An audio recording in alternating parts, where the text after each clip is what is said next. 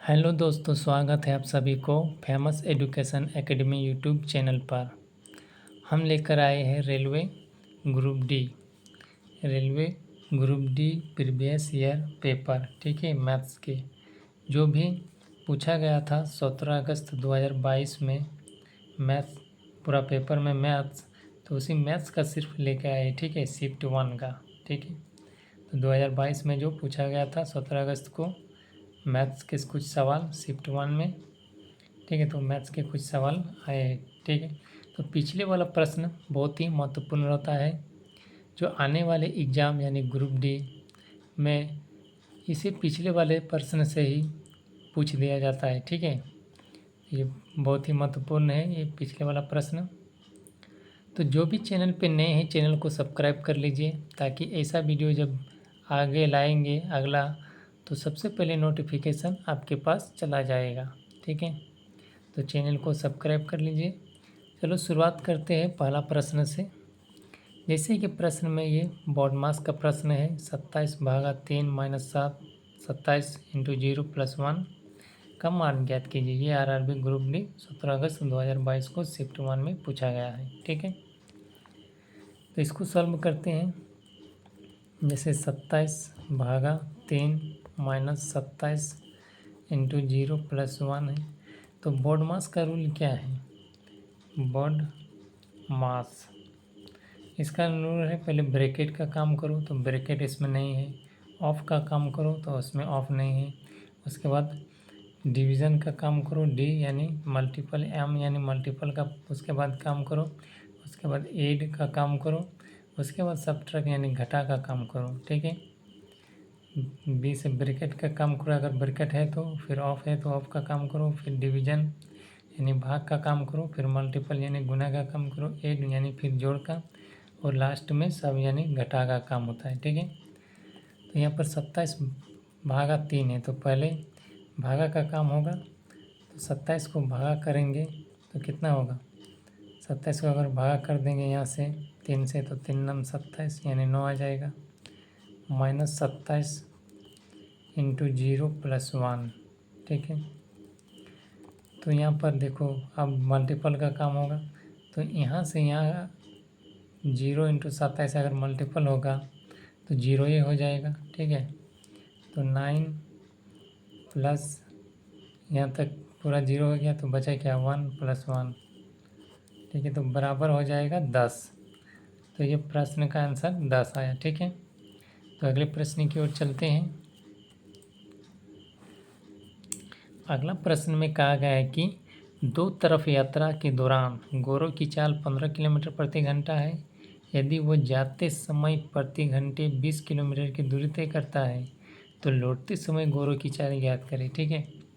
यानी एक गौरव है, गौरव जो है 15 किलोमीटर प्रति घंटे की स्पीड से जाता है और 20 किलोमीटर की दूरी तय करता है। तो लौटते समय गौरव की चाल क्या है? ये जाते समय गौरव की चाल है, तो लौटते समय गौरव की चाल क्या होगी? तो देखो औसत चाल क्या होता है? ये चाल है तो ये एक औसत है, ठीक है। तो औसत चाल बराबर होता है एक फार्मूला 2x(y)/x + y, ठीक है।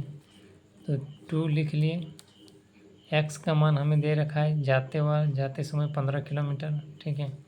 तो इसको लिखेंगे 15। y का मान यानी लौटते समय का चाल नहीं दे रखा है तो उसको y ही लिखेंगे, बट्टे में x का मान दिया है, सॉरी ये 15 नहीं होगा, ठीक है। ये 15 नहीं होगा। देखो 2 है, x का मान 20 किलोमीटर है, ठीक है। तो देखो प्रति घंटे 20 किलोमीटर की दूरी तय करता है, जाते समय 20 किलोमीटर की दूरी तय किया, जाते समय 20 किलोमीटर दूरी तय किया, तो यही है x का मान, तो × 20। और आते समय भी 20 किलोमीटर की दूरी तय करेगा, ठीक है। तो आते समय की चाल तो हमें मालूम नहीं है, बट्टे में 20 + y, ठीक है, 20 + y। बराबर हो जाता है 15, टोटल जाता है इसमें 4। तो अब देखो इससे क्रॉस मल्टीप्लाई हो जाएगा, क्रॉस मल्टीप्लाई हो जाएगा। इसके नीचे कुछ नहीं मतलब 1, ये 15 इससे गुना हो जाएगा 20 से, तो 15 20 गुना हो जाए तो कितना होगा 300, 300 और प्लस 15y से गुना हो जाएगा 15y बराबर यहाँ पर कितना होगा 20 दूनी 40y। अब देखो 300 ये बराबर 40y में 15y चला गया, ठीक है। तो यहाँ पर आ जाएगा 300 बराबर 10 में 5 जाने से 5 और ये 3 में जाने से 2, 25y। तो y बराबर आ जाएगा 300/25, यानी 25 1 के 25, 5 25 दूना 50 बराबर 12। जो लौटते समय की चाल होगी वो 12 किलोमीटर प्रति घंटे होगी, ठीक है। यही प्रश्न का आंसर होगा। तो अगले प्रश्न की ओर चलते हैं। देखो ये प्रश्न दिया हुआ है, यदि x + y + z 11 है और x y + yz + zx बराबर 42 है तो x² + y² + z² का मान ज्ञात कीजिए। ये भी RRB ग्रुप डी 17 अगस्त 2022 शिफ्ट 1 में पूछा गया है। देखो x + y + z का मान 11, x y + y + z + zx 42 है, तो हमें x² y² z² का मान निकालना है। तो एक इसके लिए फार्मूला होता है, ठीक है। फार्मूला होता है x + y + z का होल स्क्वायर बराबर होता है a² + y² + z² + 2xy + yz + zx, ठीक है। तो इसका देखो x + y + z, x + y + z का मान 11 दे रखा है, तो 11 लिखेंगे। इसका होल स्क्वायर है तो इसका होल स्क्वायर करेंगे, ठीक है। उसके बाद x² + y² + z² x² + y² + z² का तो हमें मान ही निकालना है, y² + z² प्लस यहाँ पर 2 छूट गया है 2 होगा, ठीक है। 2 अब देखो x y + yz + zx, x y yz + zx का मान 42 दे रखा है, तो यहाँ से यहाँ तक टोटल 42 हो जाएगा इंटू 42। तो 11 का हो जाएगा होल स्क्वायर, कितना होगा 11 का 121, ठीक है, बराबर x² + y² + z² प्लस कितना हो जाएगा 42 दूना 2 दूनी 4, 2 चौके 8 84। तो x² + y² + z² बराबर करेंगे तो ये 84 और 121 और ये -84 हो जाएगा, ठीक है। 121 और ये -84 हो जाएगा। तो x² + y² + z² बराबर क्या हो जाएगा, बराबर हो जाएगा 11 में 4 जाने से 7 और ये बचा 8 8 और 1 9, ठीक है। 11 में 7 जाने से 4 और ये बचा 8 और 1, अगर 121 में 84 चला जाएगा तो कितना बचेगा 37 बचेगा, ठीक है। देखो 4 7 11 का 1 हाथ में 1, 8 3 11 1 12, तो ये 37 इसका मान आ गया, ठीक। तो अगले प्रश्न की ओर चलते हैं। अगला प्रश्न में कहा गया है कि P और Q अकेले एक कार्य को 9 दिन और 12 दिन में पूरा कर सकते हैं। यदि वे Q से शुरू करके एक एक दिन छोड़कर कार्य करते हैं तो कार्य कितने दिन में पूरा हो जाएंगे, ठीक है। ग्रुप डी में ऐसे ही प्रश्न दिया जाता है, ठीक है। तो देखो P और Q, P कितने दिन में करता है काम 9 दिन, जबकि Q कितना दिन में करता है 12 दिन। दोनों का एलसीएम ले लूँ, ठीक है। दोनों का एलसीएम कितना आएगा? 36। 36 जो है 9 से भाग दो, 9 चारे 36 यानी 4 आएगा। 12 को भाग दो, 12 तिया 36, 3 आएगा। तो 2 दिन का काम कितना है? 7। लेकिन हमें तो काम के टोटल है 36, तो 36 है तो 7 को कितना से डिवाइड करेंगे कि 36 आना चाहिए? तो 5 से करेंगे तो लगभग कितना आएगा? 35 आएगा। तो 5 7 से गुना किए तो इधर भी 5 से गुना करेंगे तो कितना आएगा? 10 आएगा, ठीक है। यानी 10 दिन में 35 कार्य हो जाएगा। 10 दिन में 35 कार्य हो जाएगा, ठीक है। 35 कार्य हो जाए, लेकिन टोटल कार्य तो 36 है। तो अब क्यू शुरू करता है, अगले दिन क्यू आएगा, बोलेगा कितना शेष कार्य बचा है ना? 36 टोटल कार्य था और 35 कार्य पूरा हो गया है, तो बचा कितना कार्य? 1 कार्य। तो बोलेगा कि क्यू हम उस कार्य को पूरा कर देंगे, ठीक है। तो टोटल कितना दिन हुआ? 10 दिन। 10 दिन हुआ, कितना कार्य बचा है? 1 दिन। तो अब कौन काम करेगा? क्यू।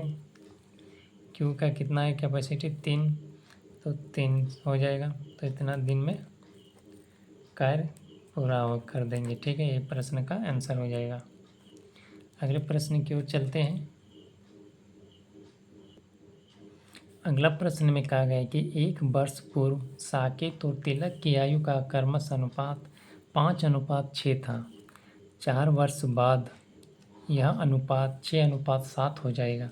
तो साकेत की वर्तमान आयु ज्ञात कीजिए। वर्तमान आयु, ठीक है, वर्तमान आयु ज्ञात कीजिए। ये भी आरआरबी ग्रुप डी 17 अगस्त 2022 को पूछा गया है, ठीक है। तो देखो 1 वर्ष पूर्व, तो इसे माइनस लिखो। 1 वर्ष से पूर्व तिलक, तिलक साकेत है ना, तो एस और टी, एस यानी साकेत, टी तिलक, इसका अनुपात है कितना? 5:6। 1 वर्ष पहले, बाद 4 वर्ष बाद यह अनुपात 6:7 हो जाता है। 4 वर्ष बाद यानी प्लस करो, 4 वर्ष बाद जा रहा है, ठीक है। तो 6:7 हो रहा है, ठीक है। तो इसका अंतर देखो कितना है? 1 है, तो 6 में 5 जाने से 1 आ रहा है। इसका भी अंतर 1 है, 6 7 में 6 जाने से 1। अगर दोनों का अंतर समान हो तो जो एक अंतर आया है तो एक किसके बराबर हो जाएगा? ये 4 और 1 ये जुड़ जाएगा, ठीक है, टोटल 5 हो जाएगा। 4 और 1 जोड़ 1 5 हो जाएगा। इससे प्लस माइनस से कोई मतलब नहीं, 4 और 1 5 हो जाएगा। तो ये 1 किसके बराबर? 5 के बराबर। ये 1 5 के बराबर है। तो साकेत की वर्तमान आयु ज्ञात कीजिए, यानी साकेत ये वाला, तो 5, इसका कितना अनुपात? 5, तो हमें 5 का वैल्यू निकालना है, ठीक है। तो क्रॉस मल्टीप्लाई करते हैं, x बराबर 5 5 25, 25 आया। x 1 से क्रॉस हो गया तो x ही होगा, 5 इंटू इधर हो गया तो 5 बजे 25। 25 वर्ष जो आया साकेत की आयु 25 वर्ष, लेकिन ये तो 1 वर्ष पहले की है।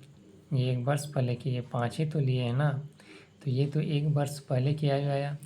तो हमें वर्तमान में आने के लिए 1 वर्ष इसमें जोड़ देना चाहिए, यानी 26 वर्ष साकेत की आयु होगी। यही प्रश्न का आंसर होगा, ठीक है। तो अगला प्रश्न की ओर चलते हैं। अगला प्रश्न में कहा गया है कि यदि किसी घन के एक फलक का परिमाप 24 सेंटीमीटर है तो उसका आयतन ज्ञात कीजिए, ठीक है। परिमाप दे रखा है और उसका आयतन ज्ञात कीजिए। तो घन का आयतन बराबर क्या होता है? भुजा क्यू, यानी इसको लिख सकते हैं ए क्यू, ठीक है, ए क्यू लिख सकते हैं। तो हमें भुजा तो मालूम नहीं है, यहाँ सिर्फ परिमाप दे रखा है और आयतन निकालने बोला है, तो आयतन बराबर भुजा क्यू होता है। तो परिमाप से ही हम भुजा निकालेंगे। तो देखो घन का परिमाप घन का परिमाप दे रखा है, क्या होता है घन का परिमाप 4a होता है, 4a, ठीक है, यानी 4a। तो घन का परिमाप दे रखा है कितना, 24, 24 बराबर 4a। तो ये 4 से कट गया, 4 छुक 24, यानी a यानी भुजा बराबर कितना आया, 6 सेंटीमीटर, ठीक है, भुजा बराबर 6 सेंटीमीटर के निकल के आ गया। हम घन का आयतन निकाल लेंगे, आयतन बराबर भुजा क्यू यानी a का क्यू, तो यानी 6 आया तो 6 का क्यू, 6 का क्यू करेंगे तो कितना हो जाएगा, 6 चौक 36, 36 चौक 6 छः 36, 36 6 चौक 36 का चौक में 3 6 18 19 20 21, 216 सेंटीमीटर क्यू, यही आयतन हो जाएगा ये घन का, ठीक है, यही आंसर है प्रश्न का। तो अगले प्रश्न की ओर चलते हैं।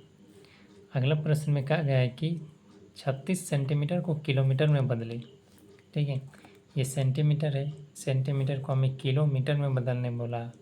तो देखो एक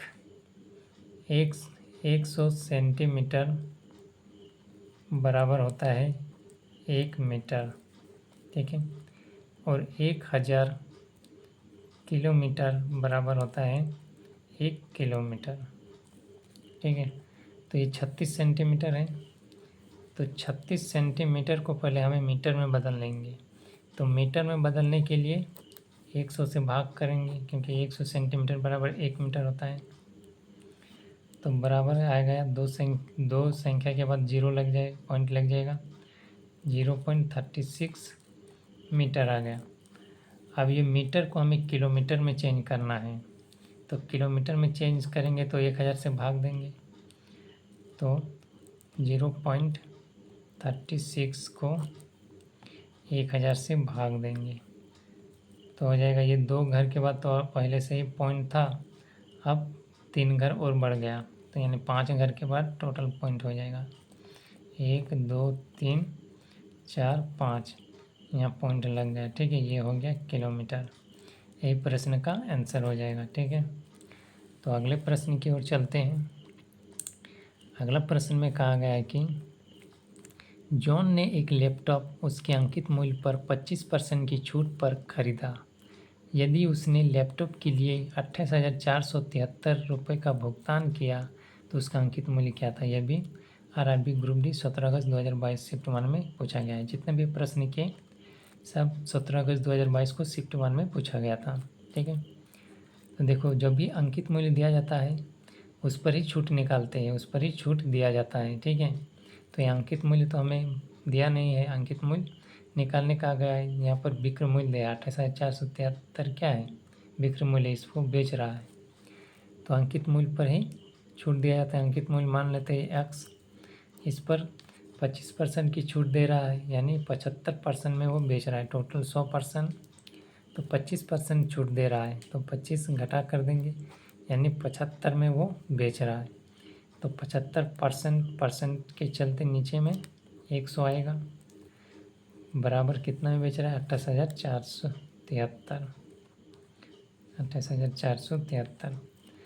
देखो यहाँ से कट जाएगा 25 या 75 और 3 से कटेगा, 3 नम 27, 1 3 4 12, 13 14 2, 3 नम 27, 3 के 3 कट गया।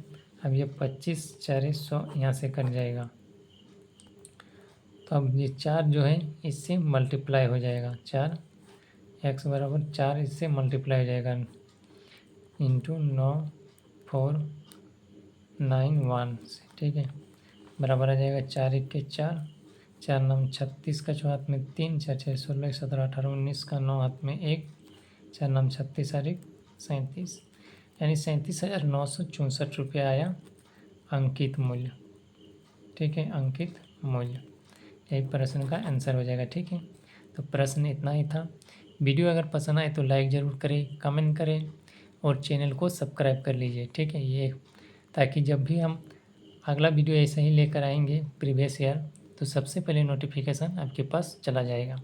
तो आप चैनल को सब्सक्राइब कर लीजिए, फेमस एजुकेशन एकेडमी को, ठीक है। आज का क्लास यहीं समाप्त होता है, फिर मिलेंगे अगले क्लास में, तब तक के लिए धन्यवाद एवं जय हिंद।